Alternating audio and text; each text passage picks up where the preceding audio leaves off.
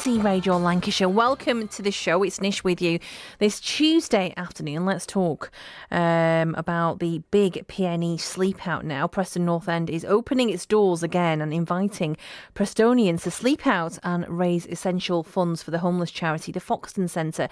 Now, the organisation works with the city's most vulnerable residents, providing a wide range of services. This year, the Big PNE Sleep Out's goal is to raise £50,000, which the charity can use to continue to provide food, warmth and activities for its users.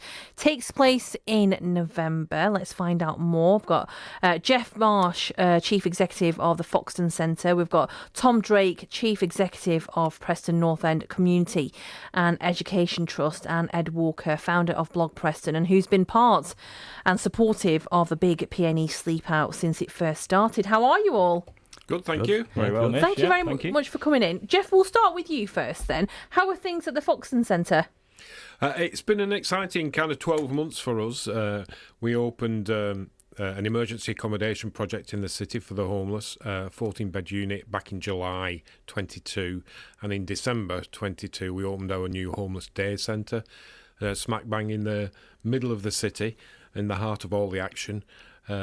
So those have been two kind of really exciting developments for us, and the Sleep Out is aimed to help support our day centre and all the activities that go on there. Yeah. For those who may not know much about the Foxton Centre, just explain a little bit about it and what you do. So we're a charity that's local to Preston. We've been around for 54 years now. I haven't been around all that time, but I've been around for a substantial period of time. And we, as well as working with the homeless, which is probably the largest portion of our work, we work with vulnerable young people. So we were a youth centre back in the day, and we still operate a youth centre. And we work with vulnerable women in the city from a building we have on the edge of the red light area in Preston. So those are our three main strands of work. Sadly, the demand for all our services have gone up over this period for a variety of different reasons. So we've been really, really busy, but been able to pull off kind of these new projects as well, which have been really exciting. Yeah, we'll talk more. Let's speak to Ed Walker now. Ed, founder of Blog Preston, you've been massively supportive of the Big PNE Sleep Out. Why did you want to get involved with it? I think when you see the work that the Foxton do, and I've been down to the day centre and I've been lucky enough to speak to Jeff and find out more about what they do, I think it's important that local media get involved and help make a difference. So myself and Kate, who's the editor of Blog Preston, will be bedding down at Deepdale. We did it in 2019 as well, which was freezing on the concourse, and there was a couple of hundred people there taking part. And it is a good atmosphere. It is a reality check as well. We don't all go for a sort of posh dinner and then bed down. We're in there from 7, 8 o'clock at night. You get given a sheet of cardboard and you find your place to sleep. And then you get up the next morning and, you feel it. You feel that you've spent a night. And I think it really sort of brings home, I do a lot of stories about homelessness and rough sleepers. So actually having the chance to go and do something that makes a tangible difference, like we did in 2019, and we will do this time, I think that's really important. Tom, you're the Chief Executive of Preston North End Community and Education Trust. Another sleep out. How important are events like this, would you say? Well, I think part of the role of the Community Trust is essentially to meet the needs of the community of Preston. And with that, we know through what Jeff has said that there's an issue around homelessness and rough sleeping, and I think it's about utilising the power of football and Preston North End in general to highlight that, and that's simply what we'll be doing on the 17th. Yeah, over the years then, what's the turnout been like? So the last time we did the event, we went into the 300s. Wow. Yeah, we raised, which Jeff will talk about more, £90,000, which initially our target was 50, and we simply smashed that. And I think it just highlights that, the generosity and how the community really come together that evening. It was good to see. Yeah, £50,000 is the target, like it was last time. 90,000 you raised. That was phenomenal because you absolutely smashed that target. Since then, we've had the cost of living crisis. Yeah. And you'll know more than anyone in terms of how you mentioned the demand's gone up with the services that you've provided. How hopeful are you that you're going to smash the target again this year? I'm not a boastful sort of person, but I'm confident that our supporters in the city will turn out and make it a real event to remember. I'm not concerned about the actual target that we hit. I mean, initially when we did the first Sleep Out in 2019 and these guys said 50,000, I was like, there's no way we're going to do that. And the money kept rolling in, and after we'd finished, there was more money coming in, and like I said, it crept over the 90,000 mark, which was just incredible. I've never been part of an event that was like that. So if we get to 50,000, I'll be more than satisfied. Still incredible, isn't it? Yeah. It is, yeah. And, last time we said we would buy a house and we'd use that for homeless people, and that's what we did. So it took probably about 12 months longer than we'd hoped because COVID came along and there were all sorts of problems with supply of building materials. But we bought a terraced house, an ordinary terrace in the city, and converted it into 2 studio apartments. And the 2 guys moved in on the 24th of December 21.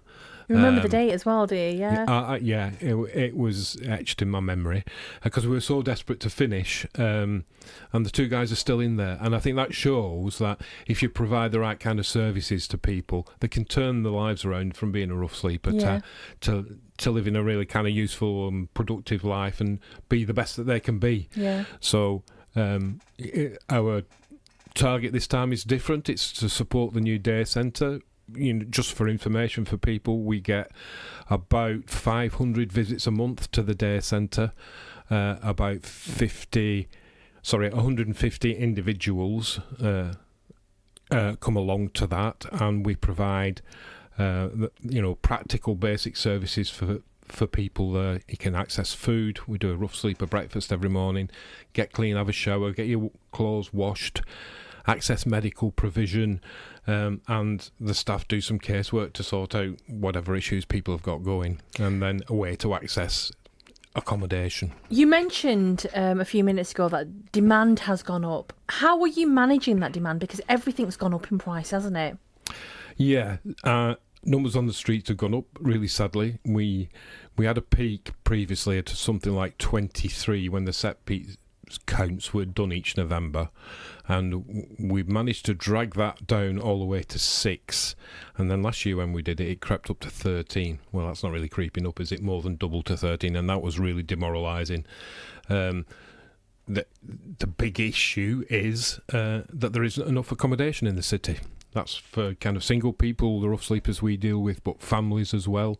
And the economic crisis that we've been going through, spiralling rent costs, you name it, really, has created that's that funny phrase, isn't it? A perfect storm for people, and we've just got lots more people experiencing rough sleeping. Yeah. And, in our other services, poverty in general, we do a lot of food parcels for people. We run youth clubs, but we feed the kids before they have a bit of fun with us because they're hungry. Yeah. And that's the reality for loads of people in our city.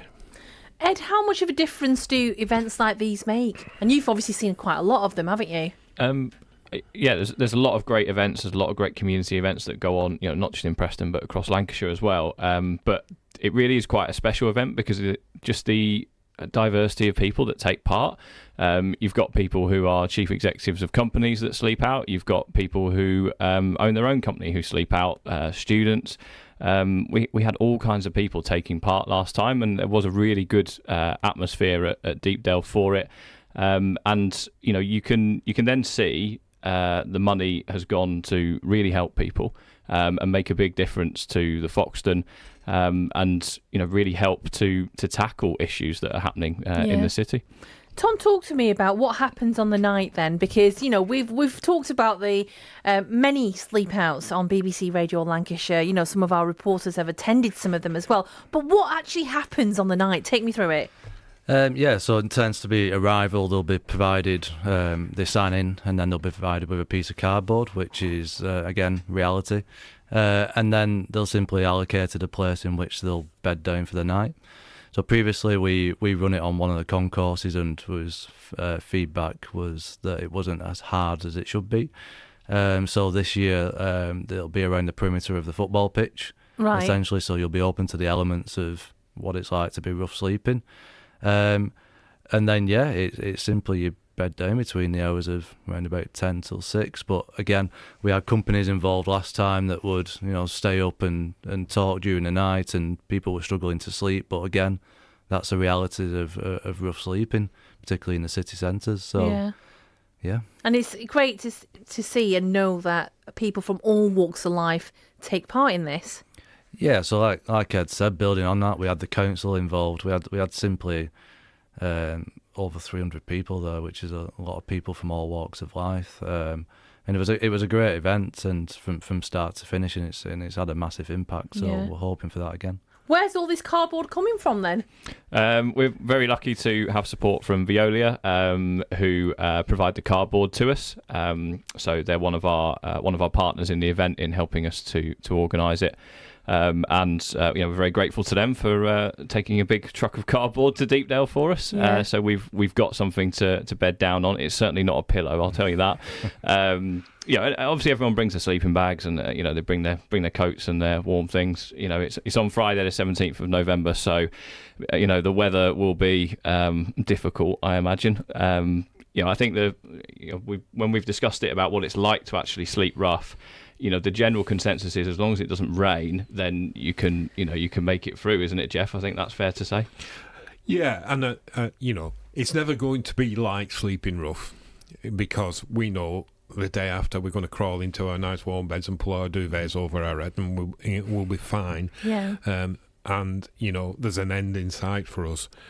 I didn't sleep on the last sleep out. I was too uncomfortable. My old bones didn't like being on concrete, and I just walked up and down and talked to various people. It was great, as people have said, it was a great experience. We had reps from all the political parties there.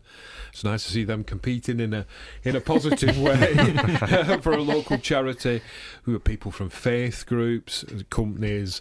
It was just a great community event, and we had a couple of Louis Moult, who was a key player for North End at the time, spoke very movingly of his personal experience, which was great and helped motivate people, I think. I said a few words as well, but nobody listened to that.